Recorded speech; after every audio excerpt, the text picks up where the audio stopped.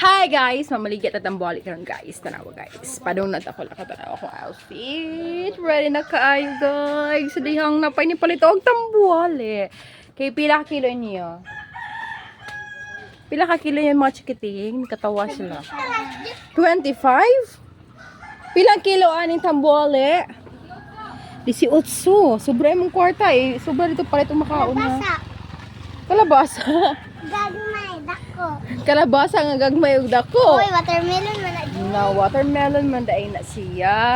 Kakaon naman. Kani kalabasa. Kana kalabasa na. Kalabasa na. Kani watermelon. Kana watermelon. Pila kilo mo gang? Tira ang water. 2 kilo, 18 times 2. Pila? Hindi compute be. Ah. 2 kilo mo 36 man. Kulangan nimong kwarta, isa lang ka kilo din. Ang sobra ipay makaon. Ipay ko patis. Okay. Sa kilo lang mo Isa mo anak, pag-asa mo lang. Yeah, bago na mo din. Guys, enter portion. Kani watermelon. Kani watermelon. Pangay isa mong mga pait kay watermelon ha.